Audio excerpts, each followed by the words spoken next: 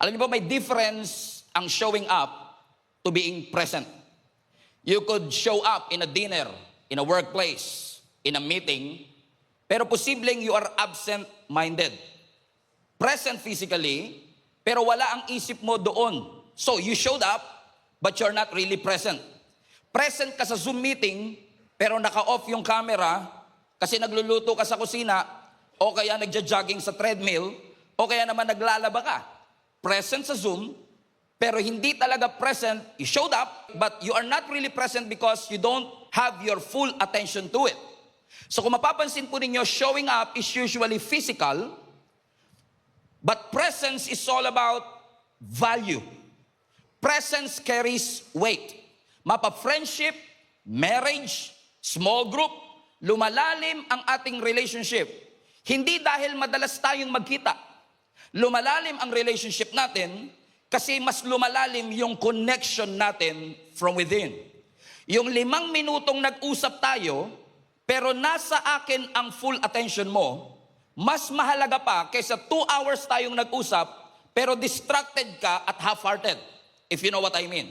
Why? Because you show up, because you're available, but presence is an investment. Meaning when you showed up, when you are present, it communicates value.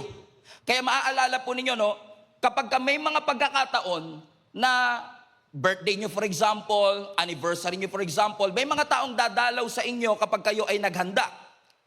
Pero minsan hindi nyo na natatandaan sino yung mga umaten sa 7th birthday mo. Oh, okay, 55 na pala kayo. So, sino ang uling umaten sa 18th, okay, sa 20th or 35th birthday mo, pero tandang-tanda mo kung sino yung dumalaw sa iyo sa ospital. Sino yung nandoon nung nilalamay ang mahal mo sa buhay. Because ang totoo mga kapatid, there is a difference between showing up when things are good, and there is a difference between showing up when things are bad. Because the real weight of presence is revealed when you are going through an uncertain situation, painful situation, or disappointing situation. Meaning kapag dumadaan ka sa masasakit at mahihirap na parte ng buhay mo, mas nakikita mo yung bigat ng presence ng mga taong dumadalaw sa iyo. Ibig sabihin, maganda na dalawin mo ako kapag masaya ako, kapag inspired ako, kapag motivated ako, pero mas matatandaan ko yung presence mo when things are not looking good in my life. This is the context of Ezekiel, not just Ezekiel 48, but the entirety of the book. In fact, marami pong leaders and preachers hindi masyadong pinag-uusapan ng Ezekiel because pag binasa mo kasi ang Ezekiel, parang medyo depressing siya. Because ang Ezekiel po ay pinag-uusapan rito kung paanong naging exile ang nation of Israel, na oppress ang nation of Israel again ng superpower kingdom nung unang panahon na ang pangalan ay Babylon. Everybody say Babylon. Na makikita po ninyo sa text natin mga kapatid, na netong Ezekiel 48, makikita ho natin na si Prophet Ezekiel is actually nagmi-minister sa buong bansa regarding their oppression, regarding their defeat dito sa kingdom ng Babylon. Sinasabi ni Prophet Ezekiel, ang ating syudad wasak, ang ating mga templo durog, ang ating mga bridges, nako, hindi mo na mapapakinabangan. At ang mga tao, they felt abandoned. They felt displaced. Pakiramdam ng mga tao, homeless kami. Wala kaming sariling identity. Ang Israel leadership, hindi mo makita. Parang wala kaming structure. Or in essence, the whole nation of Israel is actually in a place of no stability. Now think about this. Wala kayong temple, wala kayong bridge, yung city nyo walang identity, ang mga tao abandoned, displaced, even homeless. And to make matters worse, in Ezekiel chapter 10, the Bible says, the glory of the Lord departed from them. No, you don't understand it. Sira ang kanilang temple, wasak ang kanilang mga bridges, ang mga tao walang sariling tahanan, ang sama na nga ng sitwasyon, sa Ezekiel 10 pa, lalo pang sumama, kasi yung presensya ng Diyos na inaasahan nilang nandun para sa kanila, ang sabi ni Ezekiel 10, the glory of the Lord departed from them. Parang ang hirap ng ganung sitwasyon, ano?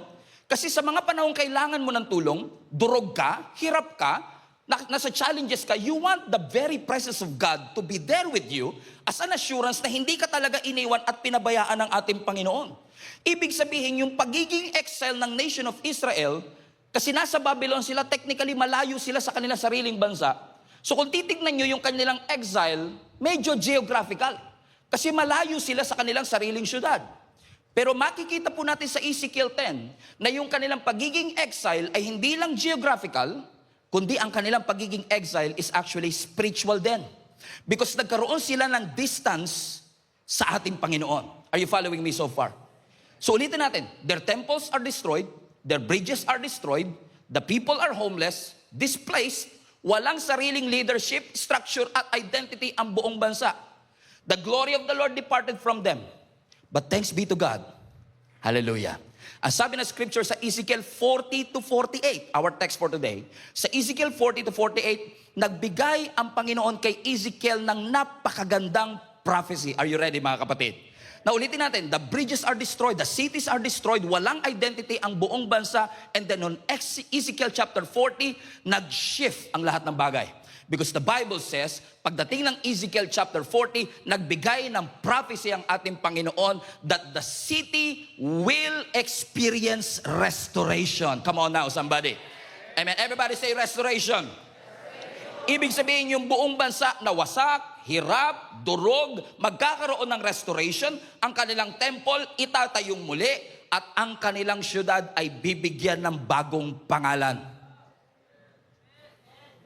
At ano yung pangalan na yun? Verse 35, and the name of the city from that time on will be, come on, everybody shout this with me, Yahweh Shammah, the Lord is there.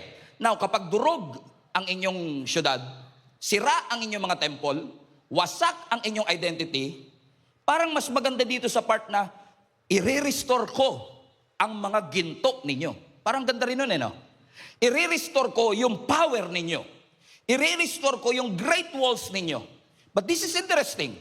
Kasi nung sinabi ni Prophet Ezekiel na magkakaroon ng restoration, hindi niya sinabing dahil restored na kayo in the future, ang magiging pangalan ng syudad, prosperous city, strong city, big city. Ano ang sabi ng scripture? The name of the city will be Yahweh Shammah. The Lord is there. Hallelujah. Ibig sabihin, the identity of their city is not based on their size. The identity of their city is not based on their capacity or their location or their success. The identity of this brand new city is based on the presence of our God. Meaning kahit may success, kahit na malaki, kahit na parang tagumpay, kahit na parang undisputed, without the presence of God, baliwala ang lahat. That's why I believe our church is a powerful church, not because of the music, not because of the haze machine, not because of the lights or the sound system. What makes our church powerful is in fact the presence of the Lord is in this place. That is the very reason why we are here in the first place. Hindi tayo narito para sambahin ang ibang pangalan, pangalan ni Pastor Stephen, pangalan ng Jesus Live Community. No, we are here because we know and we felt the presence of the Lord is here. That every time nasa bahay ka, naliligo ka pa lang, sasabihin mo, saan ka pupunta? Pupunta akong church. Bakit? I feel the presence of the Lord there because I know the Lord is there.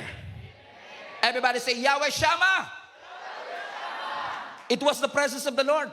And notice mga kapatid, for the past 4 weeks, ngayon ang conclusion natin, for the past 4 weeks, pansin natin na every time bibitawan ng Diyos ang kanyang pangalan, hindi niya binibitawan ang pangalan niya sa mga magagandang sitwasyon. Hindi niya sinabi yung Yahweh Shalom nung payapa, nung prospero sila. Sinabi niya ang Yahweh Shalom nung hirap sila. So kung mapapansin nyo, every time babanggitin ng Lord ang kanyang pangalan, binabanggit niya yan sa panahon ng krisis. Kasi madaling sabihin, the Lord is there. The presence of God is there. When things are going great in your life. Come on now. Sorry po. Okay, when things are going great in your life, I mean, na-promote ako. Nasa iyo ang presensya ng Panginoon. Meron akong bagong blessing. Nasa iyo ang presensya ng Panginoon. Pero ibig ba sabihin, kapag walang blessing, walang ginto, Ibig ba sabihin, wala na ang presensya ng Panginoon? Makikita ninyo that Yahweh Shammah appears hindi lang sa mga magagandang sitwasyon, kundi maging sa mga hindi magagandang sitwasyon. Doon natin mapapatunayan na yung presensya ng Panginoon, kahit mahirap, kahit na ikaw ay nag-i-struggle, nandyan ang presensya ng ating Panginoon. Everybody say, the Lord is there. Ibig sabihin, yung restoration na pinag-uusapan dito, hindi lang infrastructure restoration, which are good. Itayo mo ang temple, itayo mo ang bridge, itayo mo ang city. Infrastructure restoration is already a great blessing. But the most important restoration in this text is not the restoration of their infrastructure, but the restoration of God's presence. Yung presence na umalis sa Ezekiel 10 ay babalik, ang sabi ng scripture. And watch this, hindi lang sinabi ni Lord, I will return. I shall return. Hindi siya si MacArthur. Hindi niya sinabing, I shall return. Ang sabi niya, the Lord is there. Kasi kung titignan mo yung Hebrew word ng Shammah, which is there, hindi lang siya babalik, kundi mananatili. Iba kasi yung umalis ako, babalik ako, aalis ako uli. Pero ito iba. Nung umalis ang Panginoon ng Ezekiel 10, nangako siya sa Ezekiel 40 to 48, babalik ako. Pero hindi lang ako babalik, mananatili ako. I don't know who is this for, pero naniniwala ko marami sa atin na nangangailangan ng assurance na ito. Na sa mga panahong tayo nalulungkot, tayo ay dumadaan sa mga challenges. Yung pangako ng Diyos na babalik siya, mananahan siya sa ating buhay, is indeed a good news for each and every one of us. That the God that I serve is with me. Yes, ang bansa kailangan ng restoration. Yes, ang bansa kailangan ng deliverance. But more than anything else, ang pinakamagandang assurance na natanggap nila, hindi ko kayo iniwan. Hindi ko kayo pinabayaan. Because Yahweh Shammah is there. Meaning the Lord will dwell. Meaning the Lord will settle. Hindi lang siya bumibisita, hindi lang siya dumadaan, He will remain. So when things are tough and when things are hard, God wants you to be reminded today, God is with you. And He will remain in your life. Amen? Kaya kung titignan nyo ang Isaiah 43, bring it up please. Isaiah 43 verse 1, ang sabi ng scripture, but now, O Jacob, but now Jesus is alive, Kamanaba, listen to the Lord, who created you, O Israel. The one who formed you says, ano sabi? Don't be afraid. Tignan nyo nga yan, sabi mo sa katabi mo, don't be afraid. Now, balik natin yung verse 1 again. Ang sabi ng scripture, but now, listen to the Lord who created you. Meaning, ako na lumikha sa inyo, ang nagsasabi sa inyo nito. Hindi lang to basta sinabi ng kapitbahay mo. Hindi lang to basta sinabi ng presidente ng bansa. Ang sabi ng scripture, makinig kayo sa sinasabi ng lumikha sa inyo. Next slide. Ano sabi ng scripture? Don't be afraid, for I have ransomed you, and I have called you by name, and you are mine. Makinig kayo, kapatid. Don't be afraid. And then he goes on to verse 2. That when you go through deep waters, shout out sa lahat ng hindi marunong lumangoy. When you go through deep waters, I will be with you. When you go through rivers of difficulty, you will not drown. When you walk through the fire of oppression, you will not be burned up, and the flames will not consume you. Now notice, hindi po sinabi ng Bible, when you go to deep waters, I will be with you. When you go to the rivers of difficulty, ano ang sabi ng scripture? When you go through. Kasi pag nakaharap ka ng pagsubok, pwede kang tumakas, pwede kang umatras, pwedeng tanggalin ng Lord ang pagsubok. Pero ano ang sabi ng scripture? When you go through it.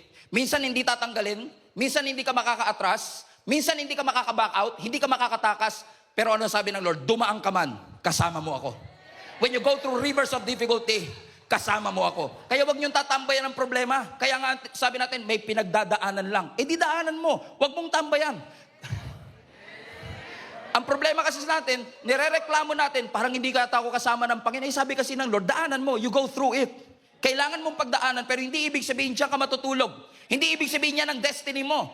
But ito ang pangako. Hindi nangako ang Diyos tatanggalin ang problema, pero nangako siya, kasama mo siya sa problema.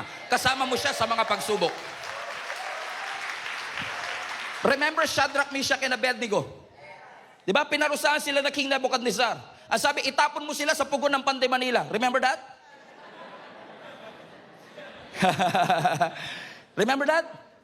Ang sabi ng scripture, sa sobrang galit ni Nebuchadnezzar, ininit niya ng ininit na yung naghatid, yun pa yung unang nasunog. At nung nandun na sa pugon, yung tatlo, Shadrach, Meshach, Abednego, nung sumilip si Nebuchadnezzar, sabi niya, liga rito, di ba tatlo lang yung tinapon? Ba't parang apat yun? At parang yung isa, parang anak ng Diyos. Which I believe hindi yun parang anak ng Diyos. I believe that is the pre-incarnate appearance of our Lord Jesus Christ. He was there. Hindi, may kayanan ba ang Panginoon na nung binuksan yung pugon, biglang hindi gumana? Boss, hindi nag-function. Pwede, kasi makapangyarihan siya eh. Pero inalaw ng Panginoon na gumana, painitin ng sobra, dumaan sila sa apoy, hindi sinabi ng Lord, tatanggalin ko yung apoy, hihipan ko yung apoy. Kaya ba ni Lord ihipan? Kaya rin. Pwede mamatay, pero hindi hinipan ni Lord. Kaya huwag ka ng pray, Lord, hipan mo. Minsan pray, Lord, wag gumana, tanggalin mo. Minsan kailangan mong daanan. Pero kahit daanan mo, hindi naman pinangako ng Lord, hindi gagana yung pugon. Hindi naman pinangako ng Panginoon na hihipan niya yung pugon. Pero ipinangako niya, kahit dumaan ka sa apoy, kasama mo ako. He will be with you. Come on now. And come to think of it, paglabas nila sa pugon ng Pande Manila, ang sabi ng scripture, hindi sila amoy usok. May kilala ba kayong ganyan? Dumating sa matinding problema, pag tinignan mo, talaga dumaan ka sa ganung pagsubok, hindi mo halata. Kasi kung isipin mo, sa tindi ng pinagdaanan mo, dapat pangit ka na eh. Pero sa tindi ng pinagdaanan mo, ang ganda mo pa rin, blooming ka. Walang amoy usok. Hindi ka amoy usok. Anong ibig ko sabihin mga kapatid? Minsan hayaan ng Lord na dumaan ka, pero hindi papayagan ng Lord na mangangamoy usok ka. Bakit? He will be, come on, everybody say, God will be with us. He will be with us. Makakaramdam ka pa rin ng pressure, pero hindi ka na nagpapanik. Umiiyak ka pa rin, pero hindi ka na nagko-collapse. Dumaraan ka pa rin sa pagsubok, pero you're not losing your identity. Kasi hindi pinangako ng Lord, tatanggalin niya, pero nangako ang Panginoon, He will be with us. He will be with us. He will be with us. Amen. Psalms 46 verse 1, God is my refuge. Come on. Pupurgahin tayo ng Panginoon sa mga encouraging word today. Psalms 46 verse 1, God is our refuge and our strength. Read the verse. The very absent help. No, sabi ng scripture, the very present help. Sino sa inyo dumadaan sa trouble? At yung mga kaibigan yung kasama nyo dati, absent. Pero thank God, hallelujah, the Lord is with us.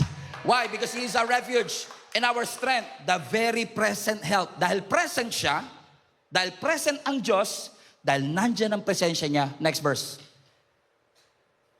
Therefore, we will not fear. Kaya, madali kasi sabihin, huwag ka matakot. Dali lang siya sabihin yan. Pero anong guarantee natin kung bakit di tayo dapat matakot? Kasi kasama natin ang Diyos. He is our refuge and our strength. So ano sabi ng scripture? Even though the earth may be removed. The earth may be removed? The earth will be removed? Grabe naman yata yun. And though the mountains be carried into the sea. Yung bundok, yung Mount Apo mapupunta sa dagat? Totoo ba yan, Pastor? Nasa Bible eh. Let's continue the reading. Though its waters roar and be troubled, though the mountains shake with its swelling, you should not be afraid.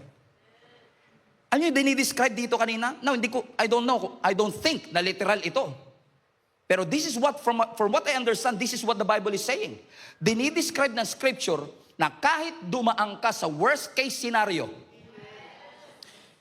mag-collapse ang creation, mag-fall ang mga mountains, ang waters mag-roar, that everything is unstable. You should not be afraid. Why? Because God is your refuge. And God is your strength. Alam niyo kapatid, kung huminto si Lord sa refuge, okay na ako. Kahit sabihin mo lang, God is my refuge, okay na ako. Pero nilagyan niya pa ng and strength.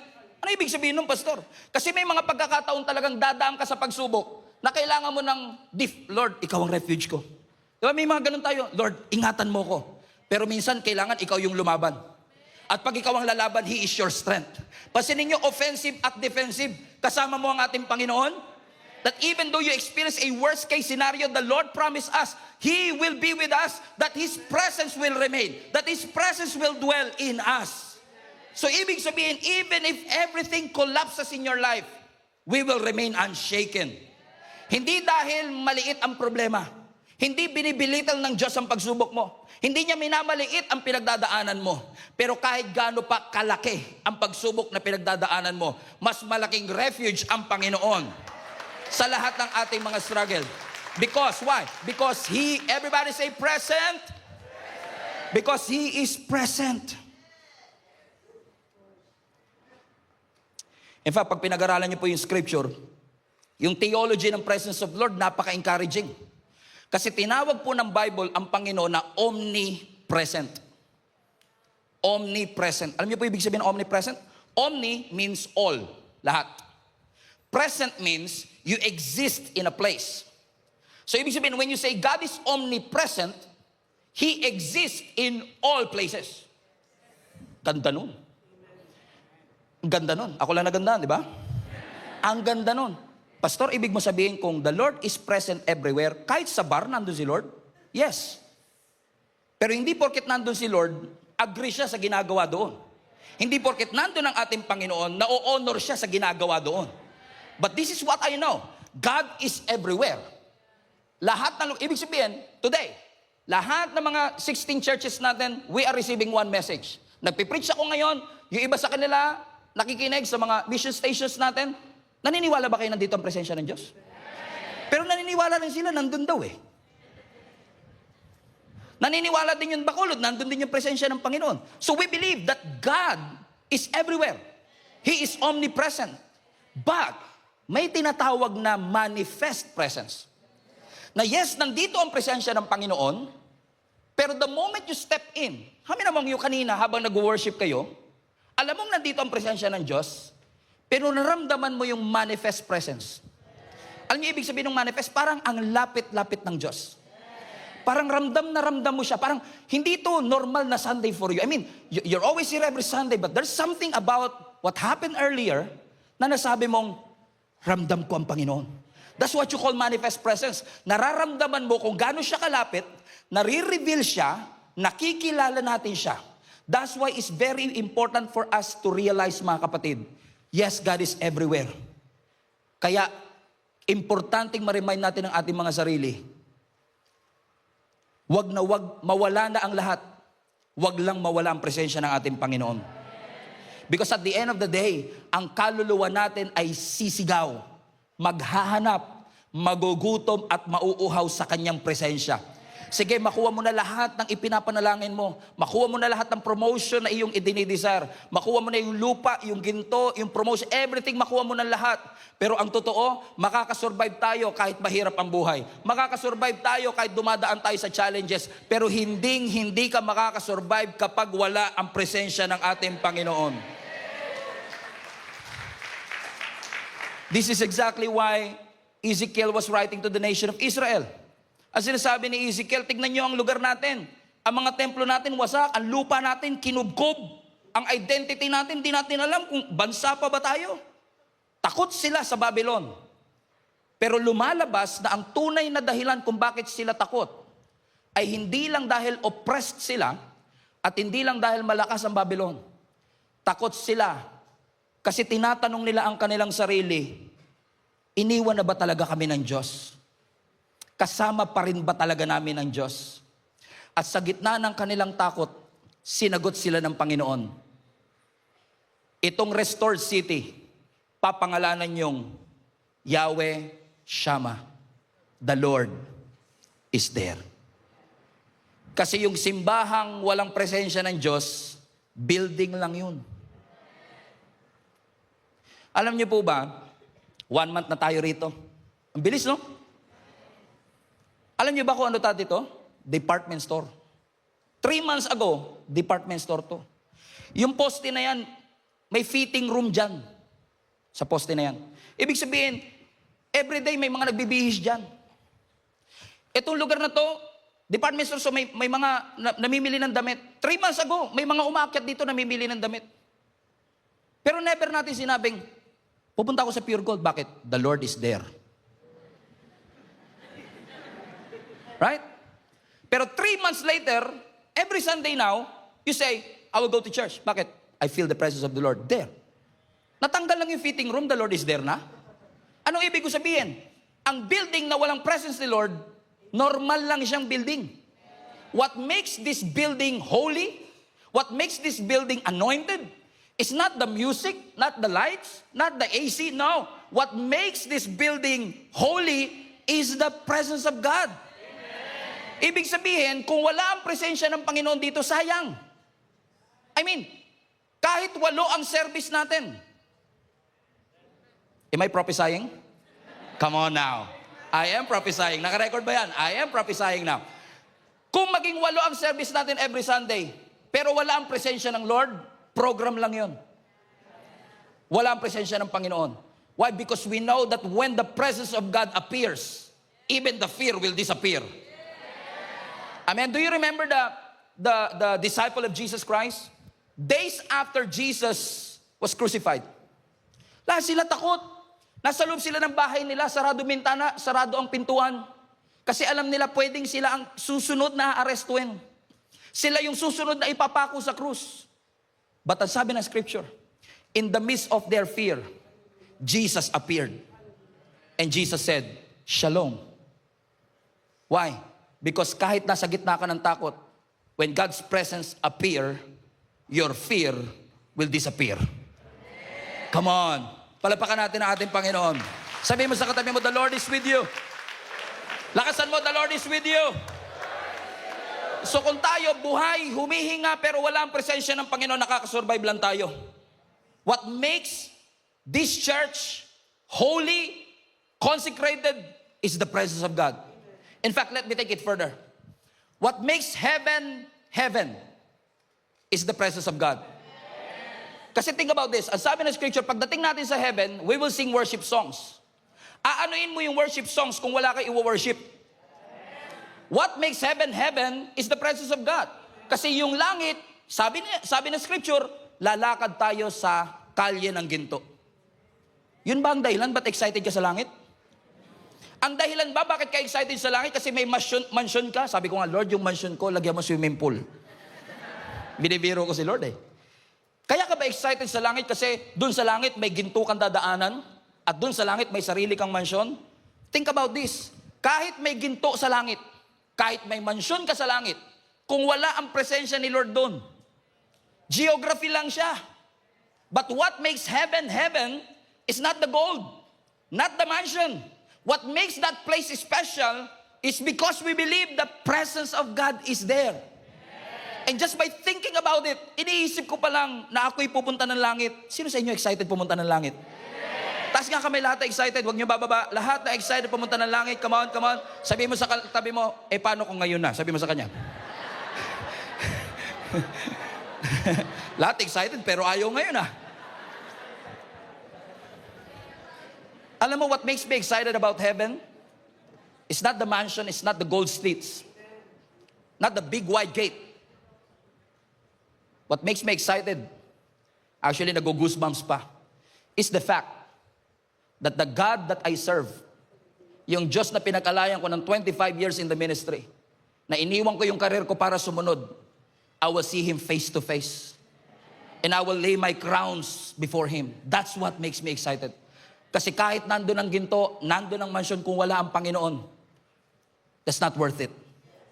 But what makes heaven worth it is the fact that the Lord is there. Yahweh Shammah. The Lord is there. So sino sa inyo excited na pumunta ng langit?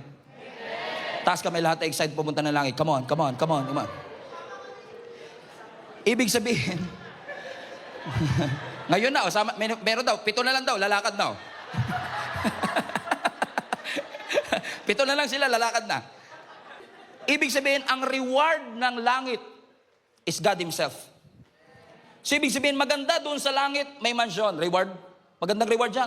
Maganda na sa langit, may reunion.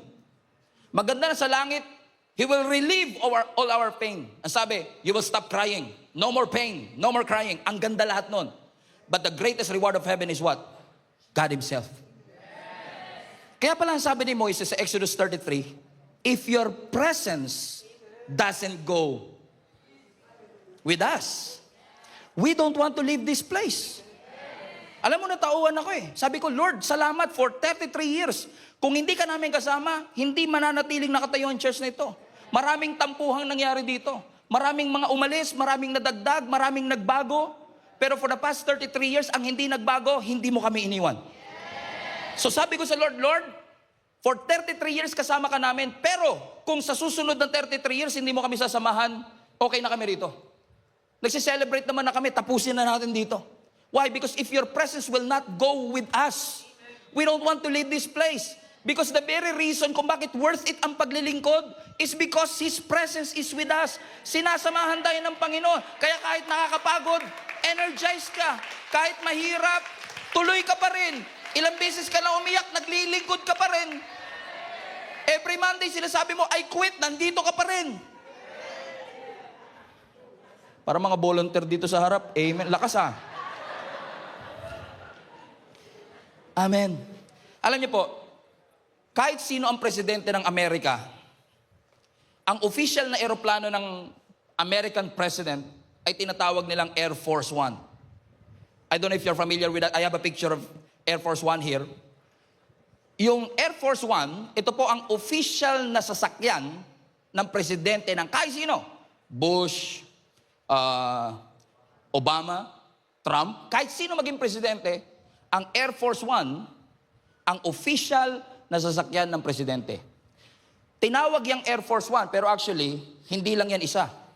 Dalawa ang Air Force One. Pakita mo yung next picture. Dalawang Air Force One for contingency purposes. Na para kung masira yung isa, mapagpapatuloy ng presidente ang kanyang mga lakad. For safety purposes. Para hindi alam ng terorista kung nasaan siya dyan. Comprende? Pero alam niyo po ba, para sa mga mahilig sa eroplanong katulad ko, itong eroplano na ito is a usual 747 Boeing aircraft. Ibig sabihin, what makes this aircraft special is not the brand or the model of the aircraft. Hindi yung military technology, kundi yung presensya ng presidente. Kasi, kaya nga Air Force One, hindi pwedeng, pag dalawa, Air Force 2. Tama? Pero, bakit siya, question, sino sa inyo botohan tayo, sino sa inyo naniniwala yung nasa kanan ko ang Air Force One? Sino sa inyo naniniwala yung nasa kaliwa ko ang Air Force One? Pareho kasi, no? Hindi mo alam, alin dyan ang Air Force One? Kasi hindi mo pwede silang parehong tawaging Air Force One. Magiging Air Force One lang kung ano yung sasakyan ng presidente. So pag sumakay siya dito sa kanan, yun ang Air Force One. Ito Air Force 2, literally. At kapag dito siya sumakay, ito ang Air Force One. Ito hindi. So kaya siya special, hindi dahil sa teknolohiya. Kaya siya special dahil nandun yung presence ng presidente. What makes our building special, what makes our lives special, what makes this faith special, is because we know that the Lord is with us. Na yung presensya ng Panginoon ay kasama natin. So don't think for a moment na pinabayaan ka at iniwan ka ng ating Panginoon. Ibig sabihin, kahit ang napakalaki ng LED mo sa simbahan mo, excellent ang production, strong ang sistema, global ang reach, yung usok mo magkakabunga ka na. Baliwala ang lahat kapag wala doon ang presensya ng Panginoon. Ang tunay na basihan ng success, hindi kung gaano kalaki ang ating simbahan o gaano karami ang naitayo nating simbahan. Ang tunay na sukutan kung ang simbahan ay powerful and life-changing, nandyan ba ang Panginoon? Because kahit na yan ay ordinary, kapag ka pinuntahan ng Diyos, nagiging sacred. Kasi narito ang presensya ng Lord. So ibig sabihin, kahit anong hingi mo ng promised land, yung promised land, pag walang presence, lupa lang siya. Ang blessing, pag walang presence, benefit lang. Ibig sabihin, lahat ng bagay, pagka kahit gaano ka, garbo, kamahal, kung wala ang presensya ng Lord, sayang. Kaya kung hindi mo gusto yung presensya ni Lord dito sa lupa, maboboard ka sa langit. Kasi araw-araw dun, puro presence of God ang dinidesire natin eh. Kung gusto mo lang ang heaven para sa benefit, I don't think you really want heaven. Pero salamat na lang, lahat kayo nagtaas kanina ng kamay. Sabi ko, Lord, sagutin niyo po panalangin nila. Wala akong sinabing timeline ha. Sabi ko lang, sagutin mo Lord ang lahat ng panalangin nila. Mga kapatid, kidding aside, hindi pinangako ng Panginoon na wala kang dadaan ng pagsubok. Hindi pinangako ng Lord na wala kang dadaan ng hirap. Pero ang pinangako niya, kasama niya tayo. Hindi tayo lumalakas dahil walang pagsubok. Lumalakas tayo kasi alam natin yung presensya ng Panginoon nandito sa atin. So technically, the greatest tragedy is not really the famine, the destruction, the exile, the slavery. The greatest tragedy of the nation of Israel is the absence of their God. Pero if you think about it, napansin niyo ba na ang Diyos natin, sa totoo lang, minsan ang tao ayaw niya yung presence ni Lord. Pero si Lord parang napapansin ko, lagi niyang gustong kasama tayo. I mean, nagkasala na tayo, siya pa rin bababa. Kasi gusto niyang makasama tayo. He wants His presence to be felt with us. Kasi, technically, isipin niyo, Diyos siya. He can rule from the distance. He can command from heaven. He can send blessing from afar. And yet, bumaba pa siya eh.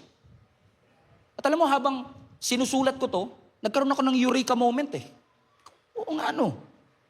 Kung babasahin mo ang Bible mula Genesis hanggang Revelation, parang si Lord laging gumagawa ng paraan makasama lang tayo. Balikan natin ang Genesis. Tignan niyo tong picture na to. Sa Genesis, makikita po ninyo na ang tao malayang nakakalakad kasama ang Diyos. So meron silang literal na access kay Lord. They walk with God. Literally, in the Garden of Eden. Kasama na.